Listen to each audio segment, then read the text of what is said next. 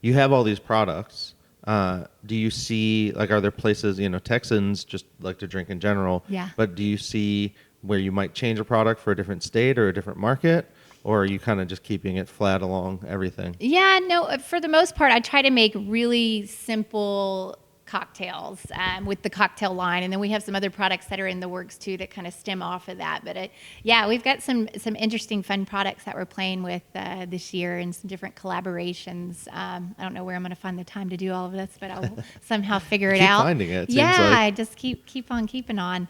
But yeah, I like innovating. My favorite part about this business is I'm very creative minded. If you know me, I love to create the product. I love to tell the story. I love to figure out how to make something work.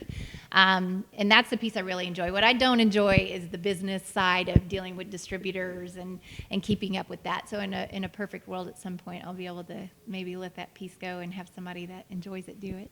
Have you had to kind of step back? Have you, taking what I'm guessing, was a smaller batch to this huge level? Did you Yeah. have to kind of adjust your recipes and see how things translate? Because Yes. you're making a lot now. Yes, as you increase production, I mean, we still make it in small batches. So I do about a 300-gallon run at a time, which doesn't seem small, but we kind of do them 300 gallons at a time. So that way we can keep consistency with each batch that we make.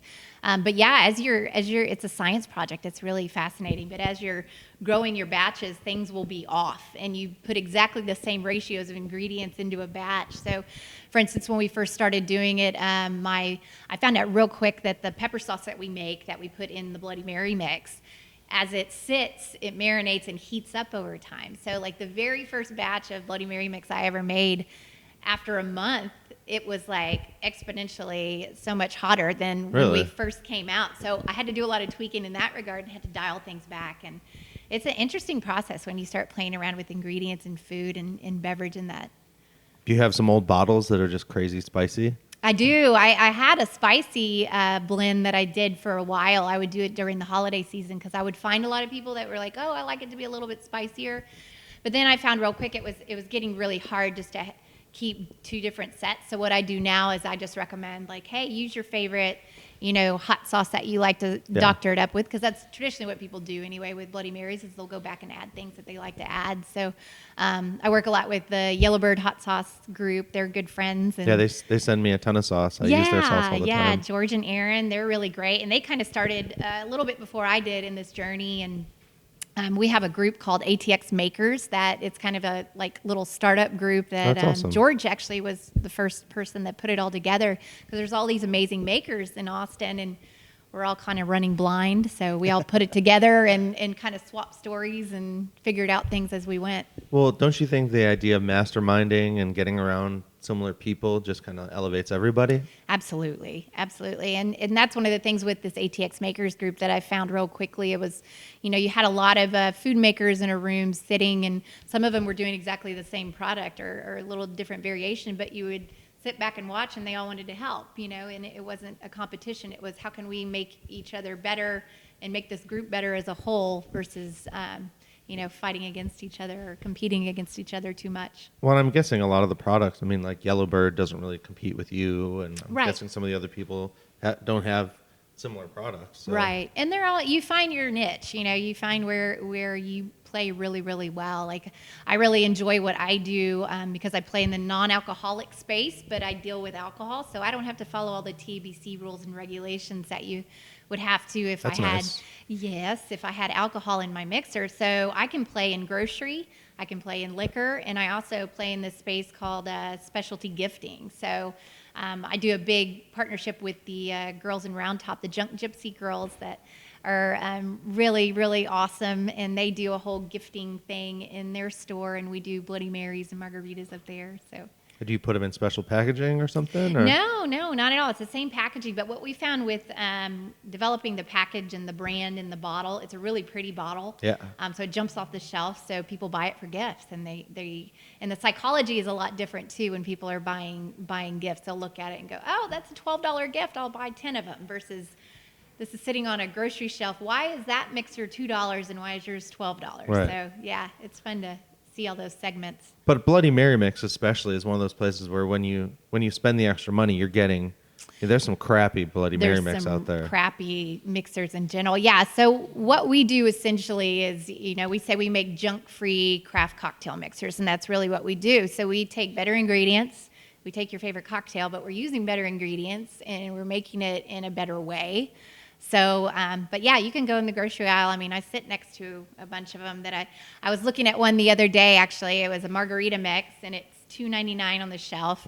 And I turned it around, and it's like every bad ingredient that you can not pronounce, half of them. And but they had real big in branding on their bottle, BPA free bottle. And I'm like, why don't you just give me the chemical laden bottle? Because it doesn't really matter what you're drinking inside. So yeah, it's funny, the psychology of how people still think about food and, where you are as far as your audience goes, how they're going to interpret what you're doing. So I always tell people, read your label.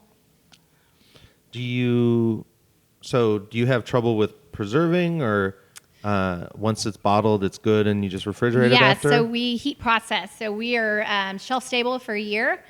Once you open it, you have about 30 days refrigerated because we don't add a bunch of preservatives or additives to it. So, and I'm guessing it says that on the bottle. It says that on the bottle. Yeah, and everything, I mean, you can read our label's really clean. Everything in there you can pronounce. It's all real food.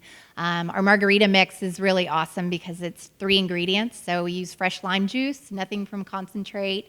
And then we take local honey from Good Flow Honey here in Austin. We actually smoke it on the smokers here at Stiles Switch. So, like in the combs or what? No, we put it in big sheet pans. So we smoke it for about 48 to 78 hours. And cool. What that does, it mellows the flavor down. So it's not going to be overly smoky. It's not going to be like a smoky cocktail. It just kind of makes it less floral because honey can be really floral sometimes. Right. So it tastes like an agave, but it's the best organic sweetener that you can possibly use. And then we blend it with a little filtered water, and that's about it. Why don't you bottle that by itself? That sounds amazing. Yeah, I know. Well, we've had a lot of people that are like, can you just bottle the smoked honey? So it's something we're thinking about doing maybe for the holiday time and doing another probably fun have product, a high price point with all that work. Yeah, it is. It's very labor intensive to do it, but we like it, and we think the product came out really great. And yeah, it's really low in sugar. How do you feel about, I was just at a steak cook-off that was also kind of a small barbecue competition, and they had a Bloody Mary category. Yes.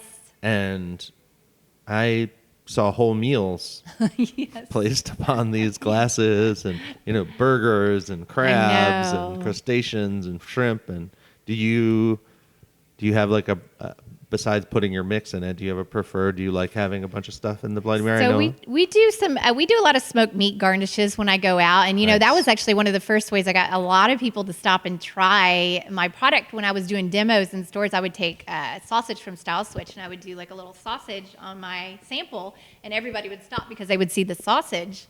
And then I was like, oh, it's Bloody Mary mix. And that's how I kind of got people to stop and take notice versus just doing the straight thing. But I traditionally am more minimalist when it comes to garnishes, but we do some really interesting ones. I've taken olives and stuffed them with brisket. That's something people really enjoy. Wow. It's very labor intensive. So unless you've got a bunch of free kid labor, don't do it. I do smoked sausage skewers with cheese and the olive and the traditional thing. And then we've done things where we'll do like a pork rib in there, like a swizzle stick, and dunk that in. But I've also, Christopher McGee, who's pitmaster out at the Switch, and he's extremely talented. He helps me a lot with some of the more elaborate smoked meat garnishes. Like I really have a good time getting with him and going, hey, we're going to do Austin Food and Wine Fest. He always comes out and helps me with some of the more exotic garnishes. We've done pork belly burn-in pieces that we've done for garnishes with some of the stuffed jalapenos. What else we've done pickled sausage, which is really, really interesting. So I'll actually take the smoked sausage and then pickle it. So it's still a pickled garnish, but you get that barbecue piece that's on there too. So we'll come up with something fun at Austin Food and Wine Fest. Well, and Christopher McGee is known for kind of being a stickler and making everything, just right. He's an amazingly talented pitmaster, and I'm so happy to have him on board out at the Switch and watch what he does, because he's somebody to watch. That whole place is just really entertaining. I mean, I know you probably do pit tours, but I end up spending an hour or two in the pit rooms when I'm there. Yeah. And, even just watching Ian Slice, he's always got a great attitude, and he's just super talented. And that someone's paying attention to the food that goes out. It's not Yes. just getting sliced by someone and thrown on a platter. Yeah, and Ian's a Stiles Switch alum. Like he was at Stiles Switch for a very long time, and then when we opened the Switch and had an opportunity out there, he's now out there managing, and he's been a cutter for years here at Stiles Switch and a manager here at Stiles Switch. So he's having a really good time being out in that space. Do you feel like having 2 restaurants allows you to, it's not only a good place to kind of take someone who there might not be room to give them as much responsibility here to put them there, Absolutely. but also maybe change the scenery too? Absolutely. There's when you have so many people that have their own ambitions too, and it's nice to have opportunities to give them, because you hit a certain point where you can only employ so many people Right. in so many positions and further along that career path. So I think Shane and I both. Shane is a great coach and mentor, and really enjoys and thrives in that space of seeing what people's talents are and helping them develop and put them in the right places. I think that's kind of a testament to what you've seen here at both Stiles Switch and at the Switch, with the talent that's not only behind the pit but also in the kitchen and in the management teams in both locations. Did you, when you made the Switch, people might not know this, but it's more than just a barbecue restaurant. It's got this awesome bar. Yes. It's got table service if you want it. It's got a bunch of cool menu items beyond just the barbecue stuff. Was that kind of a collaboration, or did you go out there knowing that, or did you kind of change it as you got feedback? Yeah, we knew, with the Switch, we wanted to make it its own identity. And we, like you said before, we had all these amazingly talented people, Bill Dumas, Christopher McGee, that went out that way. And then Marco Oglesby that we brought on board. He's awesome. Stiles Switch before he made the switch over there. Yeah, there's just so and many. Ashley, you got Ashley with him too. Yes, and Ashley. It's a team deal out there. So we knew we had all these amazingly talented people. And the concept in itself, having the bar, having that hill country setting, we wanted to make it a destination where you could go and hang out and actually spend time versus, Stiles, which is really the Texas meat market, more traditional style. You go through the line, you get your meal, you sit. You're going to have a couple beers and eat your meal, but you're not going to hang out for 2 hours at a time, usually eating and going. So that gave us an opportunity to take it to a different place. So you'll find, the great Central Texas barbecue that you find at Stiles Switch, with a little bit of a different experience with the bar, and then having some of the Cajun dishes that we do out there as well, and some more of the sandwiches, some more of the salads, and things that cater to a bigger audience. The trays and the display, it's a well done thing. It's not just extra menu items. It's it's an experience out there. And I mean, the last time I was there, I probably spent 2 hours with Bill at the bar. Yes. Because he had just gotten off. I had good timing. And it's a great group of people. You've got some young kids working, the hostess and waiting tables, and they've got great energy, Yes. You guys, I'm sure it took some practice, but it seems like you guys pick some really great people at all different levels to just give people a great experience. Yes, and that's the business you're in, is creating an experience for that customer, more so than the barbecue business. It's, how you make people feel when they sit down, the environment that they're sitting in, all of that comes into play to make the food taste better. So, you definitely have to focus on that when you're trying to get people to stay and have a good time and bring their family and bring their friends and tell people about the place. So. Well, it's like we were talking about the Salt Lick earlier, people go out there for the experience almost more than the food. Yeah, it's hard to replicate that setting in the hill country. And when you were, because I know you guys got to do the Switch early, were you thinking about just making a big stone pit in the middle of the room that everyone could take pictures with? I don't ever think that crossed our mind. But I will say we live in a different world than we lived in when we opened Stiles, which just 7 years ago, where you do have to be conscious of this whole Instagrammable world, and people want to take pictures. And if you're gonna cater to that, think about all those little details before you do them. Do you have kind of like a Instagram training, or you tell when people are making plates or doing things, you kind of tell them hey, make sure that this is good for taking pictures? No, I mean, I think, for the most part, I think everybody takes a sense of pride in doing it regardless, like they do when they're plating the food, or, making sure that they're doing quality control on what they're putting out there. So. You give them an inherent sense of quality, so you don't really need to like make the distinction. Yeah, and you can, and that's the funny thing is that people want to be quick to judge when they see pictures online now of like, oh, that looks horrible, and whether or not it's horrible or not, who knows? But yeah. Well, I always feel honored because I really never started this show for anything but to just tell the stories and to show people how awesome and deep barbecue is. Mm-hmm. But one of the other things that I've seen is, I mean, maybe I haven't been there to witness it for myself yet, but I've been at places where I'm with other pit masters and they're like, oh crap, that's this guy. Make sure that one looks good because he's definitely going to take a picture of it, Yeah. And you see kind of a manager, you see someone kind of slip in over there like, no, take that piece off, do this. That, yeah. No, there's definitely, that goes on for sure when you see people coming in. And so are you guys serving, are you testing out any drinks or mixes or anything at the bar out at the Switch? Well, they use my Margarita mix and they use my Bloody Mary mix. So anytime you go out and get a Margarita or a Bloody Mary, it's going to be with the BBQ Wife mixer. So, which that's a whole other animal itself. I had to figure out how to gauge demand on. So we do big 1 gallon jugs at a time for restaurants. So keeping up with how much product they go through is an ever-changing so thing. There's like a wholesale market too that you're doing. There is a wholesale market. So it's a tricky one in the Bloody Mary and the Margarita world because so many restaurants and bars, especially in Austin, they want to make their own, which is great. So my space really is more in the retail space than anything, but I do play in the restaurant and bar space as well, and that's been a really big test to keep up with.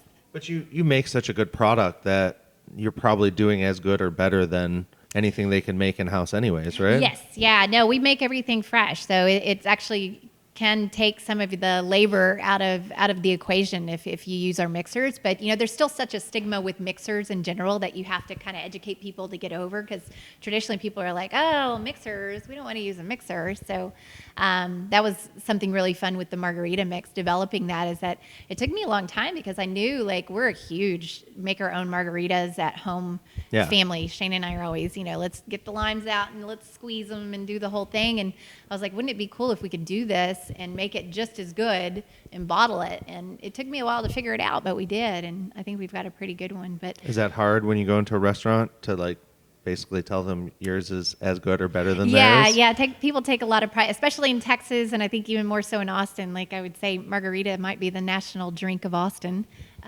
So yeah, telling them that like this coming out of the bottle is just as good. I promise, try it. So do you have different levels? Like I know some people use Margarita mix for almost like a martini style, like the stronger margarita where it's like more tequila and less things like that. Yeah, you definitely can mix your ratios differently. So we do like the ranch water, which you do the topo and the margarita mix, and we do all of these drinks out at the Switch. We actually do on the rocks. We've got a Mexican martini. We do the ATX. We call it the skinny water.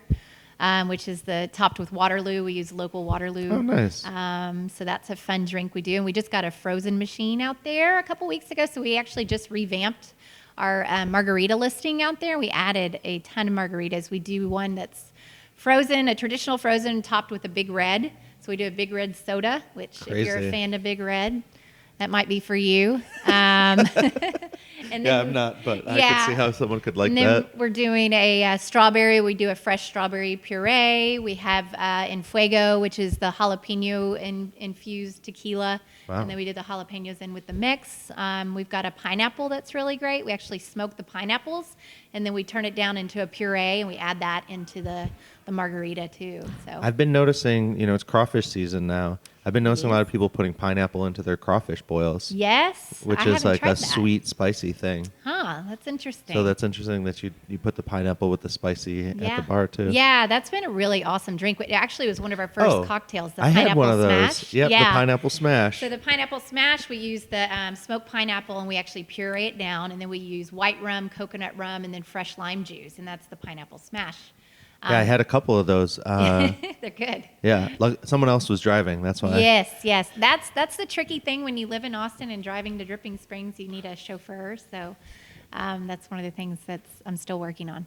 Well, I sell real estate during the day. We discussed this, but I've moved now 3 clients to dripping. So I Nice. now have a few places to crash, To hopefully. crash, you have some I'm friends. out there Yes, drinking too much. I know. But, That's the tricky part. It's really, it may not look it now because there's an area you guys put in the switch, but there's a ton of development happening, and there's a ton that hasn't even been started. Yes. So you guys kind of you beat the gun there a little bit. Yeah, we're on the early side of it. So yeah, I think it's just going to continue to grow. And it was kind of the similar situation with Stiles Switch when we opened here on North Lamar. I mean, it was still a ways away for all this development that has now caught up. And when we signed the lease on this place, we knew it was going to be about a 5-year stretch for everything to catch up to where we are now. And now you see it looks like old South Lamar, 10 years ago. So now it's all coming up north. Same with out there. I think we're kind of in one of the first, areas that's really going to be a big boom with maybe more corporate development out there and more housing, so more much retail. space. There's a lot of space, and it's a really neat community because you get that convergence from Driftwood, Dripping Springs into Belterra, where we are, which is still considered Austin. Yeah. Outskirts of You're Austin. right on the border, basically. We're right on the border, and it's all just kind of coming together. So Well, and it's a lot of fun. There's a ton of new homes right across the street from y'all. Is that all finished being developed, or are they still going? They're still developing that space. So Yeah, I think so we've got new customers every day. new customers, new people. And yeah, we're doing a lot of educating on barbecue out that way too, because we're finding we've got a lot of people that aren't as savvy as Texas barbecue, or maybe not grew up in Texas and don't know the difference between craft style barbecue and some of the other barbecue places. So. Well, and you're going into an area that hasn't changed in decades, so Yes. you also have that kind of hump of, hey, we're the new guys, but we're here to be real. We're not just like McDonald's rolling into your town. Yes, yeah, and there's a lot of that going on out there too. You've got obviously the eyeballs of the corporate America, more chain that actually do spend a lot of money on research on where to be and where to go. The Chick-fil-A just opened out there, which is probably the biggest news. I think they've got an IHOP opening out there, so there's definitely. But that you got attraction. this space that is, it's a Torchy's. There's a Pius, which is I Pius. think that's the only location, right? No? Yes, Pius moved their other location to where they are now. Ace next to us. Hardware is Yes. locally owned, and Breed they're and Co. huge. Yep. They're super. They just love barbecue. A lot of these, whether it's Big Green Egg or Traeger or whoever, Yes. they throw a ton of events just based on the home cook, the backyard cook.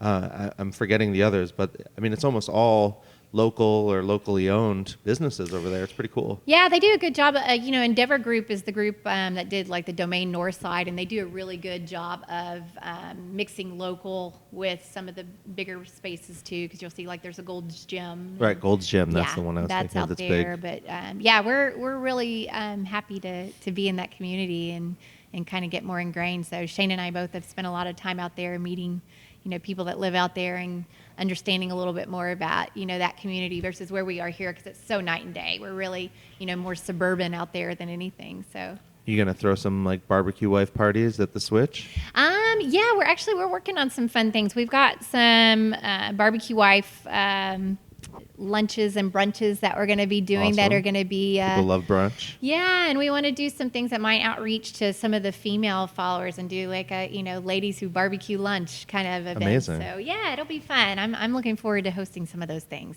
Well, and people don't realize how many women are in barbecue because, if you look at, I can pull up my Instagram and show you, it's like 82% men and all that. So it's still, it gets a lot of attention of men, but there's a ton of women doing it, and it's great to see anything that's pulling them out of the woodwork and just kind of showing, because there's so many women enthusiasts that just, they might be shy because it's more male dominated or whatever. It's a great to give them their own space and to lead that. Kind of shine a light on that platform of like, because we see them all the time, I mean, whether they're getting drugged with their husbands or their boyfriends out or not. But it's fun to be able to introduce them to this cuisine and this culture and the community that's around it, because it's so much fun. Well, and Brenda, wife of John Brotherton, was kind of on me the other day. We ran into each other at Rollin' Smoke Barbecue, and she's like, where's the women's story? Where's this? And it was funny because I had just interviewed Michael and Austinette from Hayes County. Yes. And I was already kind of bugging you about doing this. So I'm like, you just wait.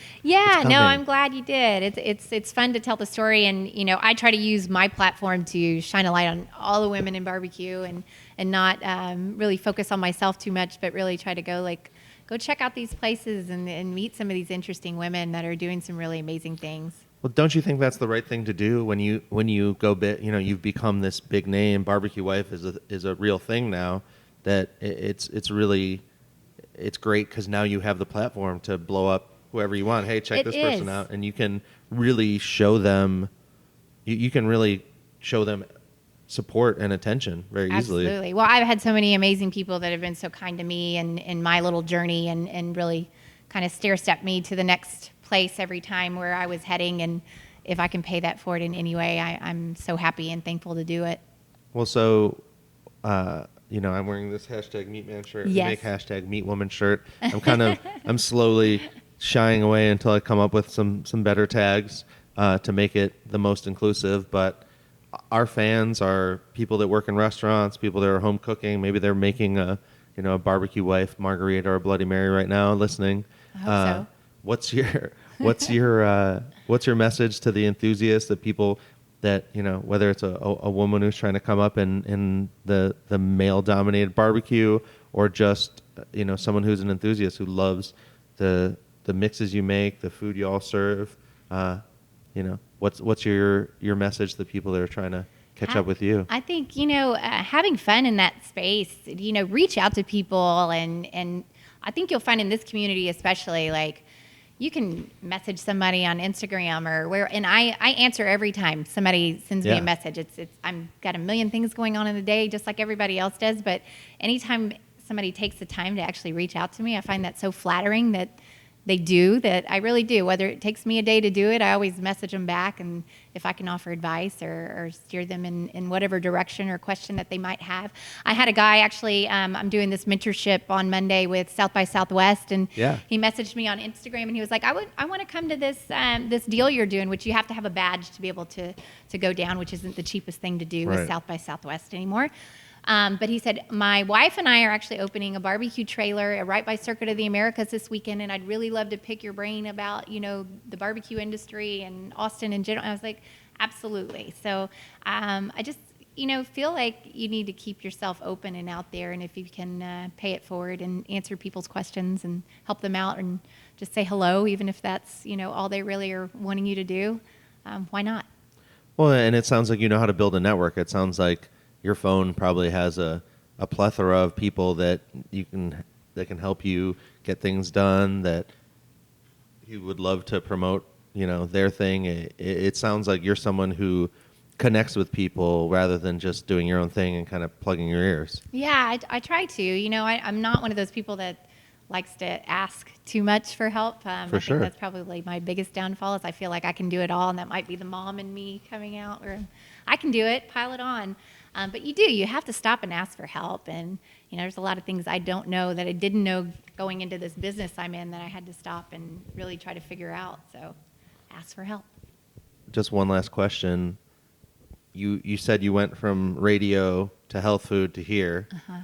Did you, was it a hard transition? Did you think barbecue might be an unhealthy choice at first? Or? No. So I was one of the founding members of a company called MyFit Foods. So I worked into this. I handled media and PR for that company as a whole. That was kind of my role. So at the height of the company, we had 100 locations in 5 states, and I was doing. There's a few in Austin. Yeah, a lot. And I was doing PR and media between 3 different time zones. And after I had my second child, that's when I kind of backed out of that role, because it just kind of overwhelmed me and my work-life balance. But yeah, it's been a journey, and I've kind of taken pieces of everything that I've done and kind of carried over into where I am now. So that's badass. Yeah, I got into barbecue because Shane Stiles, my husband, grew up in this town called Taylor, Texas, and it's a way of barbecue town. A way of life for him, and Lance Kirkpatrick and the whole business that it was built around. This is what got me into it. So you're going to start making like a Stiles switch, like little pre-made meals like they have at all the MyFit Foods? Yeah, that would be cool. What's funny right now with the keto whole craze, I can't even tell you how many times a day we see, hashtag with Stiles Switch or out at the Switch, people eating barbecue, and that's their diet, is doing the barbecue diet. So we'll see how that turns out for them in the next year. I don't know if I recommend that one, but moderation is good for everything. Moderation is good for everything, yes. Well, thank you, Catherine. Thank you. It was great to have the BBQ Wife on the show, and the fans are going to love this one, so I appreciate it. Thank you so much. Yeah.